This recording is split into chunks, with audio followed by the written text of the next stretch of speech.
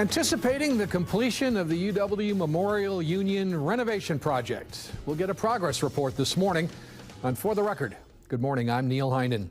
Believe it or not, the Memorial Union reinvestment project is nearly 10 years. And while there's another phase to come, the results are tangible. There have been many twists and turns, and my guests might well consider that an understatement. But for most of us, alums and/or city residents who have simply witnessed the construction zone that is Park and Langdon, it is exciting to start to experience this icon's transformation. We'll talk about where things are today and where they are still to go as I welcome to For the Record UW Memorial Union Director Mark Gouthier, Union President Neil Dameron, and Student Project Manager Katie Carey. Thank you all very much for joining me this morning. And you know, really what we want to do here is just give people an idea of the excitement of finally moving towards completion here. I mean, it's amazing that it's almost 10 years. I was a little surprised when I found that. But just maybe, Mark, kind of give us a little bit of background to bring us up to date here. Sure. It has been 10 years. About 10 years ago, the students led us in an initiative to look at the future of the Union on the campus, both Memorial Union and Union South, and we thought about how could we deliver our services and programs better, what did we need in order to do that, and out of that came this kind of two-pronged approach of a new Union South building, which I hope most people have seen, and then a investment in the restoration of the beloved Memorial Union, and that's the phase that everyone has really been witnessing recently, but it's really been a long process, but we're almost to the end now. Union South is an amazing facility, and across the street from the Institutes for Discovery, I mean, that whole area of campus is really transformed. But it's Union South is a very modern kind of new part of the campus. Memorial Union, I mean, that's in people's hearts, you know. This is the historic part of where a lot of people fell in love and screwed around and relaxed and enjoyed and all that kind of stuff. But also Hoofers and the theater. I mean, there were a lot of really important components to it. Absolutely. And when we first started talking to folks about our plans for the future, that came through loud and clear. We were given a lot of latitude to do pretty much whatever we wanted to meet the students' needs at Union South, and so we ended up starting over. But time and again, even the current students on the campus, but certainly the alums and the union members and the community members said, you can't mess up Memorial Union, and it better be a historic restoration process, and that's really what we've been focusing on the last couple of years. I want to get a sense, Neil and Katie, as best you can, I mean, obviously from, it's easy today, but even going back 10 years, about the student role in all of this and the support for renovation and the fact that students really cared about this. As Union President, I'll turn to you. Yeah, absolutely. So I think that's really how we see our role in the process, is making sure that students have a voice at every stage, whether it be the design or looking at, you know, showing them exactly what we're doing and communicating that with them so that they know what's happening to what we see as their space. Throughout the entire design process, for example, Katie and I help chair a committee that's student majority, and they get final approval over all of the designs. So really, I think that's how we see our role, is making sure that that happens, because it's really important for campus. Do students use the building, Katie, in the same way that they always have? I mean, is there that same connection to that physical space? During the renovation process? No, I mean just in general. The reason that it's considered sort of the heart, I guess, of the campus is what it's always been. Yeah, I mean, I use it in that way in terms of the heart of the campus. The reason that I was interested in this position, kind of managing this, is because of that connection to Memorial Union. The Rathskeller is an area that I am particularly fond of, spent many a time studying there, which I know may not seem like the best study atmosphere, but for me, worked out really well. And when we talk to students, we've led a couple outreach sessions, and we have, as Neil said, a bunch of student members on our design committee. They really have a strong connection to this union, even those who haven't seen the union complete on both sides, both the west end and the east end complete while they've been here. They still have this strong connection to Memorial Union. So it's been incredibly important to us to really get this right and to make sure that students are going to continue to have that connection in the future. Did they have strong feelings about what they wanted in there, what they wanted it to look like, what they wanted it to feel like? Yes, in a nutshell. The one word, yes, they definitely do. When we have outreach sessions and we put up, preliminary renderings, students will come and say, I really want the vascular to remain exactly the same, which is what is happening. It's a historic renovation, and the vascular is a preservation space.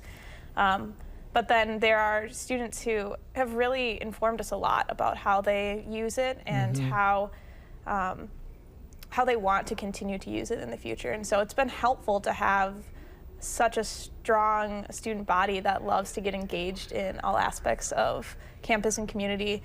And they've been really helpful for us in the design process, because that's the kind of feedback that we really need to make sure that this works for the future. Yeah.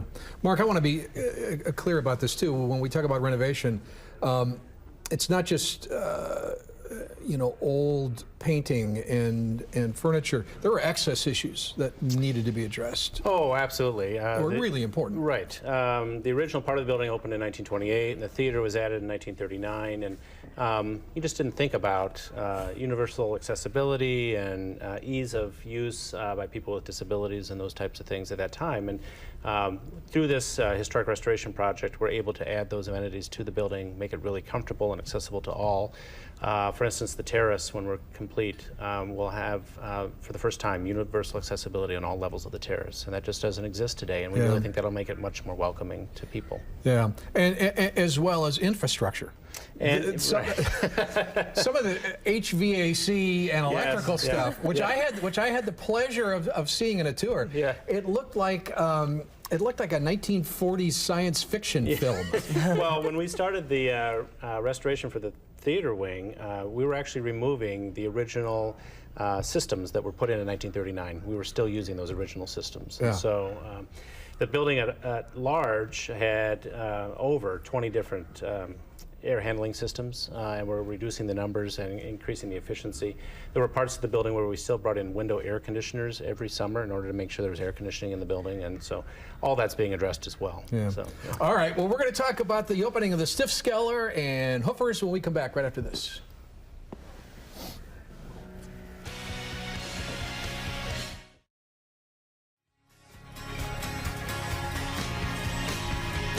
This morning, we are talking about the UW Memorial Union reinvestment project that's been going on, as you know, if you've been anywhere near campus, for a number of years now. Actually, it started about 10 years ago, but it is beginning to open, and my guests are Mark Gouthier, who is the director of the UW Memorial Union, Neil Dameron, who is union president, and Katie Carey, building project student coordinator, both students here.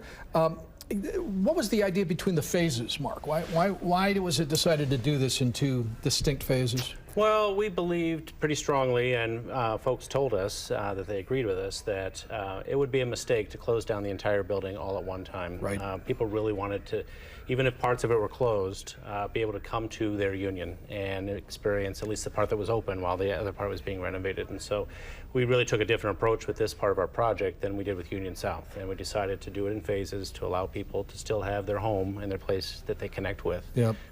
Throughout the entire process. Yep. So it ended up being 2 phases as opposed to 3 or 4, which we're really thankful for. And phase 1 will be completed this summer. Phase 1 will be completed this summer. That's the Arts and Recreation Wing, where you see the Wisconsin Union Theater, the Hoofers space. Hoofers is actually in the space already. So we're looking at it now. Mm-hmm. On the west end of the building there, yes. Union Theater, Hoofers in the back there. There you go. There's the, on the bottom level is the Hoofers and Outdoor UW. Above there you see the new theater lounge that's being added, the Sunset Lounge. And the craft shop and the studio spaces are all being redone in phase 1 as well. The play circle's being redone in phase 1. We're adding a new studio rehearsal room in phase 1. And the Stiffskeller bar was redone in phase 1 as well. There you see an image of the new craft shop space. Those craft shops used to be really cramped space, right? There's the is that the theater lobby? Is that right? That's the new lobby space, yes. Yeah. And a lot of these new spaces not only really like improve the quality of the space, but actually open new spaces for us to do programming. A lot of the student role is making sure that there's these programs that go on and that people, especially students, are coming to the building and really enjoying it on more than just you know, coming there to study or eat level, but to like really enhance the experience that they're having at the university. Yeah. The Play Circle, for instance, you know, will allow us to do a new comedy programming that we've never been able to do before. So it's really excellent for the students who are leaders in the union, and for the student body as a whole, because it's expanding the experience that they can have there as well. So, any other examples, Katie, of new stuff? I mean, clubs use the union, and I remember it used for rehearsal space. And I think that, as Neil said, the Play Circle is really the thing that is the most, it's going to have the biggest impact on student programming. The new Play Circle has retractable seating, so like you would have in a gymnasium where they push back, but much higher quality than that. And it's going to allow people to pull out one set of risers, two sets of risers, put tables in. It's really a very flexible space. In addition to that, the outdoor UW spaces, which are now open, are really important spaces, I think, for students. The Hofer's offices are there, and outdoor UW are the kayak rentals. So students are going to be able to come and see this amazing new space and get. So this is between the building and the lake. Right. On the ground level. It's on the ground level. Okay. They're now open, and they were open this past summer for rentals, and they'll be open again this upcoming summer for rentals. And having been in there, I can say that space is gorgeous. Did either of you see the old Hoover space? I had not. It was rustic. Yes, that's being kind, I think. It was amazing what they did out of that cramped space. Oh, yeah. Right. Absolutely. But between the room for people and then the mechanics, of keeping the equipment. Well, up. that was really, I think, a badge of honor that they were able to produce such wonderful programs and events for their members and for the campus all those years, and kind of being rewarded for that effort, by having this brand new space to do it in now. Right, so, yeah. Right. What does the Stiff Sculler look like? Well, the Stiff Sculler actually opened this week. Yeah. It's the first piece of the new wing to open. It's really an example of, in a microcosm way, of what we're trying to do for the whole project, because it's a beloved historic space, and so we restored the murals and protected those. But we also had to bring in some new infrastructure in that part of the building. That's where one of the elevators was added to increase accessibility to the building. So you had to work that around this new accessibility feature. But we also got to take some of the elements, and one of our focuses is to use salvaged and reclaimed elements as much as possible. So a diseased tree had to come down on the terrace when we started the project, and we took the wood from that oak tree, and it is now the bar inside the Stiff Sculler. So the Stiff Sculler is really a great story in all three elements: preservation, reuse, and then modern conveniences like the elevator that had to be worked into that space. So, I think you'll be amazed at the number of taps that are now in the Stiff Sculler. I was thinking about it. I mean, that's going to matter to a lot of people, but even in ways beyond just having more variety, the ability to have local microbrews and stuff, which really matters to a lot of people now. Right. You just couldn't do it a lot of times in the Stiff Sculler, the Rat Sculler. Right. And now there's more options. Right. And if you were on the terrace last summer, we started to really focus on that and bring new attention to that with our temporary location on the east end of the terrace. It was called the Gazebo, and we really focused on Wisconsin craft beers last summer. And now we'll have a home for that year-round in the new Stiff Sculler. So. I don't know if either of you have seen this yet, but apparently, I remember the two windows, kind of the pass-through windows there, and they were kind of old-fashioned, and now they're open and bright. Is that right? That's right. Yes. Yep. So we had stopped really serving out of those windows over the last few years, and we brought that capacity back. So yeah. By and large, would you say the students have done pretty well in terms of accommodating the construction and the disruption and stuff? I think in general they have. Obviously, students would love to have the union open all the time, but I think we have a very intelligent student community and a very aware student community, so they know when we say that there are safety codes that we need to bring our building up to, and there hasn't been a renovation since full-scale renovation since the union opened. They're very receptive to that, and it's another benefit that we've had with the phasing process. The quickest way to get this all done would be to close the building down completely. Sure. But we've been very cognizant of the fact that that's not really the best thing for students, and students will not appreciate that. So being able to do this in a couple of phases and try to make sure we are accommodating student needs without having to close the entire building down has been really beneficial. I think students have been receptive to that. Yep. Well, we're going to preview phase 2 when we come back right after this.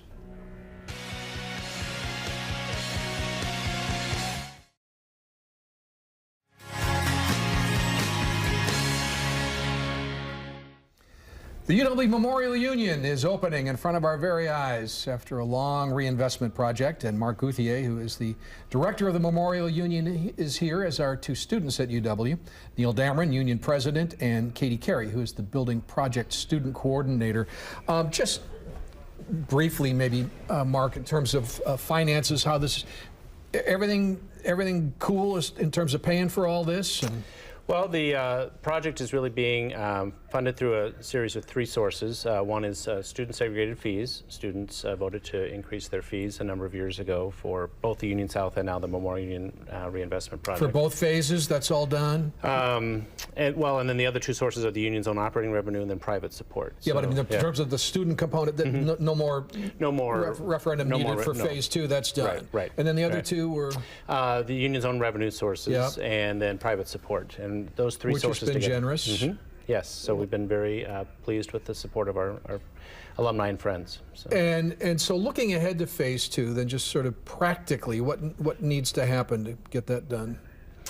Well, the next phase needs to be approved by the State Building Commission, and so we're hopeful that will happen here in the near future. And once we get approval from the State Building Commission, we'll move into the last phase of the renovation project. Here's what it looks like, Neil and Katie. These are artist renderings of what phase 2 is going to be. This is all done. All you need to do is sort of help shepherd it through. Is that all? Yeah, it does. I guess.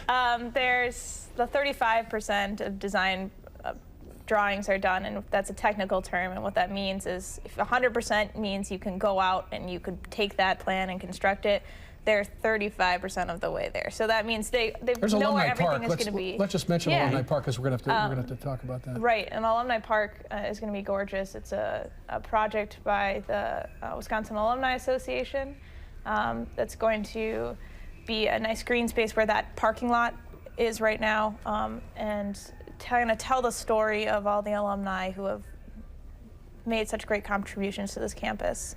I'm sorry, I interrupted you. We're talking about the 35% right. design. So we have like the basic bones of the design done. We know where everything's going to be. We got a lot of work to do still in terms of finishes and all of that stuff, but hopefully after the State Building Commission will go well, and we'll be kind of full guns blazing for the next few months and be ready to start up construction fairly soon. This is the Building Commission meeting you're talking about? Right, the State Building Commission meeting is in March. And then, so there will still be, though, a role for input from students on some of the design elements to come? Absolutely. Gotcha, okay. Yeah, so we have plans for whatever the schedule is to have student input on things like the interior design aspect. So we're just picking out, in the past they've had chair fairs where they'll have a bunch of chairs that students can come and sit in and help give their input on what they like about that. That's cool.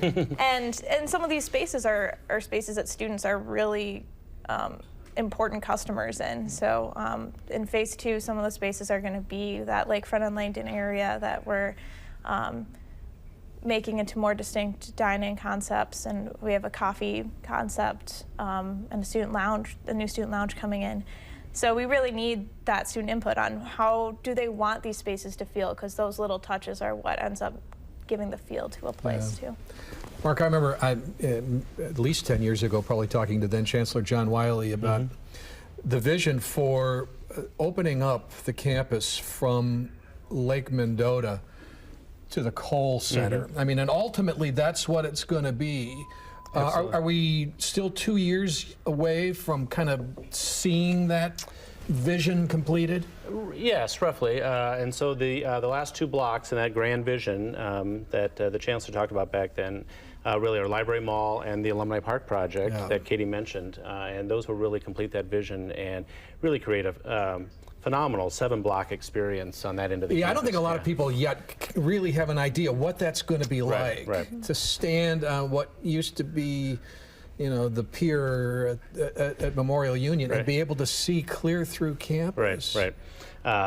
Just the way that and to walk over there. Unite a lot of the arts experiences along that end of campus, a lot of the student life experiences on that end of the campus. We can do programming together, events together. I mean, it'll just be a real great community building space all along that corridor. Do you have a sense yet that in 10, 20, 30, 40 years, you're going to be able to say, we were there when this whole thing started? I mean, isn't that amazing? No, it's incredible, and I think we're all looking forward to that, and especially students too. You know, this is somewhat of a sacrifice to have this time where portions of the building are being worked on, but I think everyone sees that, you know, in the input that they're giving and the sacrifice that they're making now, things are going to be incredible for the future, and that's really been the mantra throughout the entire process, I think. Katie, what are you most looking forward to when this is all done? Yeah, so I mean, I've been involved in every architectural workshop and all the designs, so I'm really excited to come back and see how this shapes up, but I don't think anyone can say that it's not the terrace. I mean, the terrace is always the part of Memorial Union that I think it's a really special place. Holds a real special place in alumni's hearts. So 2 years from now, terrace is all accessible, and I'll be really excited to come back and have a beer there and see the progress that we've made. I'm looking forward to it too. 15 seconds. Can people still donate? I mean, are you still taking? They can. They can go to our website and might as well raise some money here while we can. And click on the support tab. Okay. All right. Great. Thanks very much for joining me. Good conversation. We'll come back and wrap it up right after this.